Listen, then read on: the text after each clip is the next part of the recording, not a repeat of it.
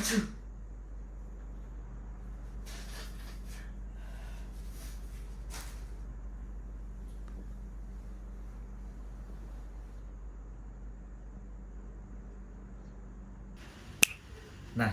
teman-teman tahu nggak sih teman kita yang di belakang tadi lagi sakit apa? Betul, teman kita yang di belakang sedang mengalami yang namanya influenza. Teman-teman tahu nggak sih apa sih penyakit influenza itu? Nah, jadi influenza itu merupakan penyakit infeksi saluran pernapasan yang disebabkan oleh virus influenza. Meski sering dianggap ringan, influenza sebenarnya berpotensi menimbulkan komplikasi serius, terutama bagi anak-anak dan lansia. Nah, kenapa sih seseorang bisa terkena influenza? Hal itu bisa disebabkan oleh beberapa faktor. Faktor yang pertama yaitu frekuensi makan. Yang kedua, frekuensi tidur.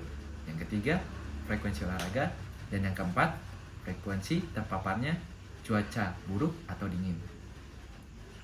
Nah, jadi teman-teman penasaran nggak sih? Berapa peluang kita akan terkena penyakit influenza tersebut? Nah, itu semua bisa dihitung dengan menggunakan teori probabilitas, yang mana kita bisa menggunakan metode-metode seperti ekspektasi matematik, teorema Bayes, probabilitas bersyarat, dan melakukan uji chi-square untuk mengetahui hubungan terkait faktor-faktor yang menyebabkan penyakit influenza. Oleh karena itu, kami akan melakukan penelitian terkait pengaruh pola hidup dan pengaruh cuaca terhadap terjadinya influenza dengan skop mahasiswa teknik industri ITB Cirebon angkatan 2023 dengan menggunakan sampel sebanyak 42 orang. Jadi, mari kita hitung probabilitas terjadinya influenza dengan menggunakan metode yang pertama, yaitu ekspektasi matematik dengan rumus. Dan ini hasilnya. Jadi, dari ekspektasi matematik ini diperoleh bahwa mahasiswa teknik industri kampus Cirebon mengalami influenza sebanyak 3 kali selama periode semester 3. Selanjutnya, kita akan mencoba menghitung nilai probabilitas masing-masing parameter dan nilai probabilitas parameter jika mengalami influenza. Karena data yang kita miliki berupa frekuensi terjadi influenza paling banyak 5 kali dan lebih dari 5 kali dalam periode bulan Agustus sampai Desember 2024, maka contoh perhitungan yang dapat dilakukan adalah sebagai berikut.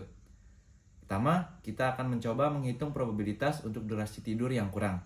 Jadi, peluang kurang tidur sama dengan 2/42, di mana 2 adalah jumlah responden yang mengalami kurang tidur dan 42 adalah jumlah total responden. Sehingga peluang yang didapat adalah 0,047619. Kemudian, kita akan mencoba menghitung probabilitas bersyarat. Contohnya, kita akan menghitung probabilitas kasus kurangnya tidur jika mengalami influenza kurang dari 5 kali dengan rumus sebagai berikut. Peluang jika kurangnya tidur dan terjadi influenza kurang dari 5 kali 2/42/37/42, sehingga diperoleh peluang 0,05405. Selanjutnya, dilakukan perhitungan terhadap parameter lain sehingga diperoleh perhitungan dalam tabel berikut ini.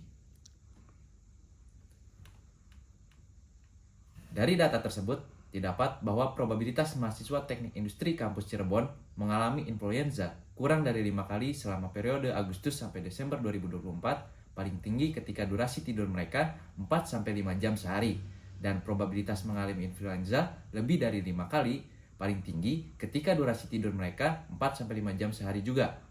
Kemudian, didapat juga probabilitas mengalami influenza kurang dari 5 kali paling tinggi ketika konsumsi makanan sehat mereka 1-3 kali dalam seminggu. Dan didapat probabilitas mengalami lebih dari 5 kali influenza yang paling tinggi ketika pola makan sehat mereka 1-3 kali dalam seminggu juga. Kemudian, dari data di atas juga didapat probabilitas mengalami influenza kurang dari 5 kali paling tinggi ketika frekuensi olahraga mereka 1-2 kali dalam seminggu. Dan probabilitas mengalami lebih dari 5 kali influenza ketika frekuensi olahraga mereka 1-2 kali dalam seminggu juga. Kemudian yang terakhir, didapat probabilitas terjadi influenza kurang dari 5 kali paling tinggi ketika terpapar cuaca buruk atau dingin sebanyak 1-4 kali. Dan probabilitas mengalami influenza lebih dari 5 kali paling tinggi ketika terpapar cuaca buruk atau dingin lebih dari 4 kali. Oke, setelah itu kita akan melakukan perhitungan kombinasi kasus dan nilai probabilitas mengalami influenza pada masing-masing kasus dengan menggunakan teorema Bayes.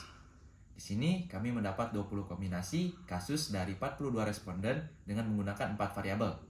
Untuk contoh perhitungannya sebagai berikut. Kita akan mencari peluang influenza kurang dari 5 ketika parameter yang dikombinasikan durasi tidur kurang,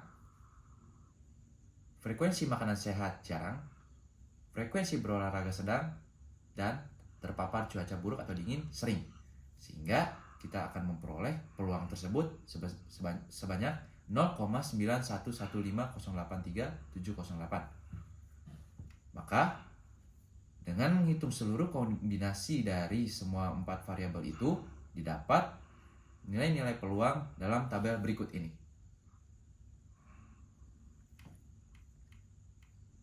Dari data tabel tersebut, analisis menunjukkan bahwa parameter yang paling sering muncul dalam kombinasi dengan nilai probabilitas tinggi untuk terjadinya influenza adalah durasi tidur yang kurang dari 4-5 jam, konsumsi makanan sehat yang hanya dilakukan 1-3 kali dalam seminggu, frekuensi olahraga yang rendah hingga sedang 1-4 kali dalam seminggu, serta paparan cuaca buruk yang jarang atau bahkan tidak ada.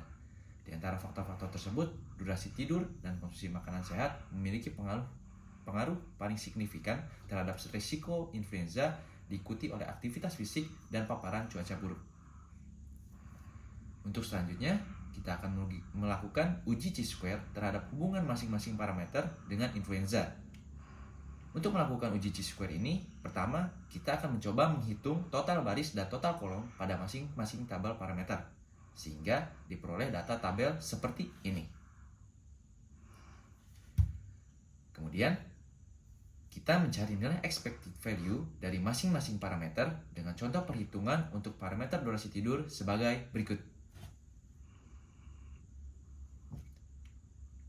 Dan dari hasil nilai expected value tersebut, kita akan mendapat nilai chi-square. Akan disajikan dalam tabel sebagai berikut.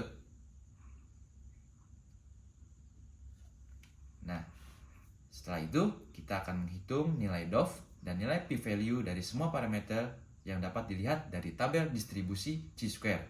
Maka dengan melihat tabel distribusi chi-square, didapat hasil akhir untuk parameter durasi tidur dan untuk DOF-nya 3, untuk nilai chi-square-nya 0,035 dengan nilai p-value 0,998. Untuk frekuensi konsumsi makanan sehat dalam seminggu diperoleh DOF-nya 3, nilai chi-square-nya 1,4153 dengan p-value 0,7019. Untuk frekuensi berolahraga dalam seminggu didapat DOF-nya 3, nilai chi-square 1,0922 dan dengan nilai p-value 0,7789.